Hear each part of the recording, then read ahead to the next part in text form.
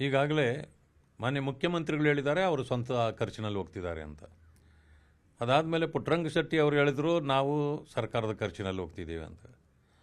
ಮಾನ್ಯ ವೆಂಕಟೇಶ್ವರವರು ಸಚಿವರು ಹೇಳ್ತಾರೆ ನನ್ನ ಇದರಲ್ಲಿ ಹೋಗ್ತಾ ಇಲ್ಲ, ಯಾಕೆಂದರೆ ನನ್ನ ಖಾತೆಯಲ್ಲಿ 3 ಕಾಸಿಲ್ಲ ಅಂತ ಹೇಳಿದ್ದಾರೆ. ಅಂದಮೇಲೆ ಈ ರೀತಿ ದಿವಾಳಿ ಆಗಿರ್ತಕ್ಕಂಥ ಸರ್ಕಾರದಲ್ಲಿ ಇಂತಹ ಪ್ರವಾಸ, ವಿದೇಶ ಪ್ರವಾಸ ಯಾಕೆ ಬೇಕಾಗಿತ್ತು? ಏನು ಕಾರಣಕ್ಕೆ ಹೋಗ್ತಿದ್ದಾರೆ? ಮೋಜು ಮತ್ಸಿಗೆ ಹೋಗ್ತಿದ್ದಾರಾ, ಇಲ್ಲ ಸರ್ಕಾರದ ಕೆಲಸಕ್ಕೆ ಹೋಗ್ತಿದ್ದಾರಾ?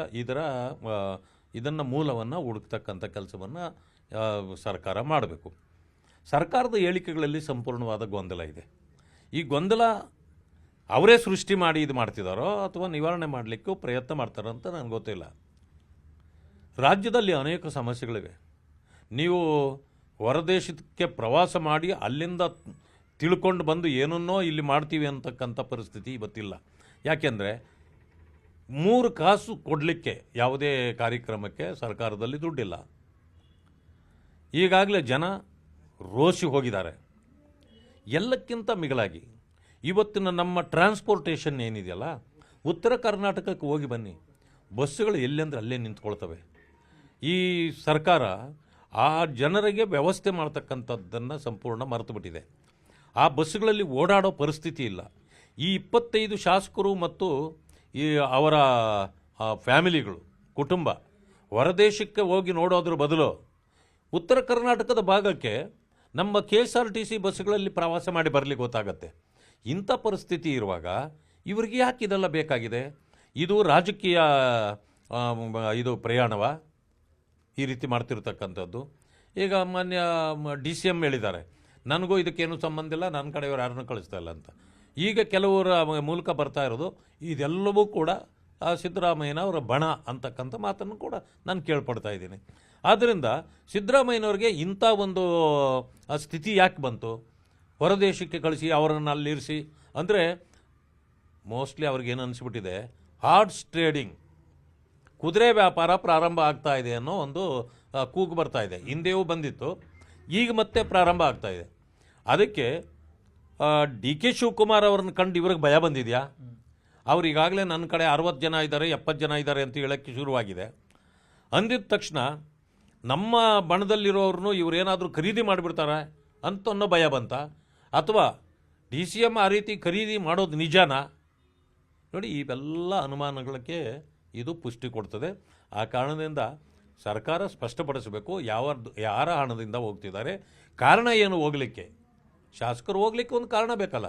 ಇನ್ನೇನು 6ನೇ ತಾರೀಕಿಂದ ಬೇರೆ ಬಡ್ಜೆಟ್ ಅಧಿವೇಶನ ಪ್ರಾರಂಭ ಆಗುತ್ತೆ ಅಂತ ಕೂಡ ಹೇಳ್ತಿದ್ದಾರೆ. ಆ ಕಾರಣದಿಂದ ನಾನು ಮುಖ್ಯಮಂತ್ರಿಗಳಲ್ಲಿ ಕೇಳ್ತೇನೆ, ಇದಕ್ಕೆ ಒಂದು ನೇರವಾದ ಕಾರಣ ಏನು ಅಂತಕ್ಕಂಥದ್ದು ಹೇಳ್ಬೋದು. ಇವತ್ತು ಉಪಮುಖ್ಯಮಂತ್ರಿಗಳು ಮತ್ತು ಮುಖ್ಯಮಂತ್ರಿಗಳ ಮಧ್ಯದಲ್ಲಿ ತಿಕ್ಕಾಟ ಅಧಿಕಾರಕ್ಕಾಗಿ ನಡೀತಾ ಇರತಕ್ಕಂಥ ಇಂಥ ಸಂದರ್ಭದಲ್ಲಿ ಈ ರೀತಿಯ ಪ್ರವಾಸಗಳು ಅನೇಕ ಅನುಮಾನಗಳಿಗೆ ಆಸ್ಪದ ಮಾಡಿಕೊಡ್ತಾ ಇದೆ. ಅದರಿಂದ ಮುಖ್ಯಮಂತ್ರಿಗಳು ಇದಕ್ಕೆ ಉತ್ತರ ಕೊಡಬೇಕು. ಮುಖ್ಯಮಂತ್ರಿಗಳೇ ಈಗ ಸಮರ್ಥನೆ ಮಾಡ್ಕೊಂಡಿದ್ದಾರೆ ಸರ್, ಅವರ ಖಾಸಗಿ ದುಡ್ಡಲ್ಲಿ ಹೋದರೆ ತಪ್ಪೇನಿದೆ ಅನ್ನೊಂದು ಹೇಳಿಕೆ ಕೊಟ್ಟಿದ್ದಾರೆ ಸರ್. ನೋಡಿ, ಖಾಸಗಿ ದುಡ್ಡಲ್ಲಿ ಒಬ್ಬೊಬ್ಬ ಶಾಸಕರು ಇಷ್ಟ ಬಂದಾಗ ಯಾವಾಗಲೂ ಹೋಗ್ತಾರೆ. 25 ಕುಟುಂಬಗಳು ಒಟ್ಟಿಗೆ ಹೋಗ್ತವೆ ಅಂತಂತಂದರೆ ಇದು ಬೇರೆ ಬೇರೆ ಅನುಮಾನಗಳಿಗೆ ಕಾರಣ ಆಗ್ತದೆ. ಇದು ಹಾರಿಕೆ ಉತ್ತರ ಕೊಡೋದು. ನಾನು ಪದೇ ಪದೇ ಹೇಳ್ತಿದ್ದೀನಿ, ಮಾನ್ಯ ಮುಖ್ಯಮಂತ್ರಿಗಳಾಗಿರ್ತಕ್ಕಂಥ ಸಿದ್ದರಾಮಯ್ಯನವರು ನಾನು 82ರಿಂದ ನೋಡ್ತಾ ಇದ್ದೀನಿ.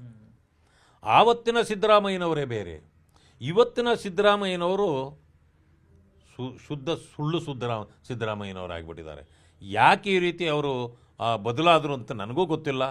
ಬಹುಶಃ ಅವ್ರ ಜೊತೆಯಲ್ಲಿರ್ತಕ್ಕಂಥ ಅನೇಕ ಸ್ನೇಹಿತರಿಗೂ ಕೂಡ ಅವರ ಈ ನಡೆ ಮತ್ತು ಅವರ ಬದಲಾವಣೆ ಆಶ್ಚರ್ಯ ತಂದಿರಬೇಕು. ಅದರಿಂದ ಅಂತಕ್ಕಂಥದ್ದು ನಾನು ಹೇಳಲಿಕ್ಕೆ ಬಯಸ್ತೇನೆ. ಅದೇ ಇವತ್ತು ಮಾನ್ಯ ವಿರೋಧ ಪಕ್ಷದ ನಾಯಕರಾಗಿರ್ತಕ್ಕಂಥ ಅಶೋಕ್ರವರು ಕೂಡ ಪ್ರೆಸ್ ಕಾನ್ಫರೆನ್ಸ್ ಮಾಡಿದರು. ಅವರು ನನಗೆ ಹೇಳಿದ್ರು, ನಾನೆಲ್ಲ ಹೊರಗಡೆ ಇದ್ದೆ. ಈಗ ಬಡವರು ಹೋಗಿ ಔಷಧಿಗಳಿಗಂತೂ ಹೋದರೆ ಸರ್ಕಾರಿ ಆಸ್ಪತ್ರೆಗಳಲ್ಲಿ ಔಷಧಿ ಇಲ್ಲ, ಇಂಜೆಕ್ಷನ್ಸು ಸಿಗ್ತಾ ಇಲ್ಲ. ಈಗ ಹಾವು ಕಚ್ಚಿದವರಿಗೆ ಇಂಜೆಕ್ಷನ್ ಕೊಡಲಿಕ್ಕೆ ಇಲ್ಲ, ನಾಯಿ ಕಚ್ಚಿದವ್ರಿಗೆ ಅವರು ಏನಾದರೂ ಬಂದರೆ ಅವ್ರಿಗೆ ಇಂಜೆಕ್ಷನ್ ಕೊಡಲಿಕ್ಕಿಲ್ಲ ಅಂಥೇಳಿ ಈಗಾಗಲೇ ಅವರು ಆಪಾದನೆ ಮಾಡಿದರು. ನನಗಿವತ್ತು ಪ್ರೆಸ್ ಕಾನ್ಫರೆನ್ಸ್ ಮಾಡಿರಬೇಕು. ಆದರೆ ನನಗನ್ನಿಸ್ತಕ್ಕಂಥದ್ದು ಜನೌಷಧಿ ಕೇಂದ್ರಗಳನ್ನು ತೆಗೆದು ಕೇಂದ್ರ ಸರ್ಕಾರ ಔಷಧಿ ಕೇಂದ್ರಗಳಲ್ಲಿ ಬಡವರಿಗೆ ಅನುಕೂಲವಾಗ್ದನ್ನು ಮಾಡೋದನ್ನು ಅದನ್ನು ತಪ್ಪಿಸಿ ನಾವೇ ಮಾಡ್ತೀವಿ ಅಂತ ಅಂದ ಮಾನ್ಯ ಇದು ಘನ ಸರ್ಕಾರದ ಮುಖ್ಯಮಂತ್ರಿಗಳಾಗಿರ್ತಕ್ಕಂಥ ಸಿದ್ದರಾಮಯ್ಯನವರು ಇವತ್ತು ಈ ಪರಿಸ್ಥಿತಿ ಬಂದಿದೆ ಅಂತಂದರೆ ಈಗ ನಾನು ಇವ್ರಿಗೆ ಹೇಳಲಿಕ್ಕೆ ಬಯಸ್ತೇನೆ, ಒಳ್ಳೆಯ ಇಶ್ಯೂನ ತೆಗೆದುಕೊಂಡಿದ್ದೀರಿ ಮಾನ್ಯ ಅಶೋಕ್ ಅಣ್ಣವರೇ. ಈಗ ಈ ಸರ್ಕಾರಕ್ಕೂ ಒಂದು ಒಳ್ಳೆಯ ಇಂಜೆಕ್ಷನ್ ಕೊಟ್ಟು ಇವರನ್ನು ಎದ್ದು ಕೆಲಸ ಮಾಡಲಿಕ್ಕೆ ಪ್ರೇರೇಪಣೆ ಮಾಡಿ ಅಂತ ಹೇಳಿ ಹೇಳ್ತೀನಿ.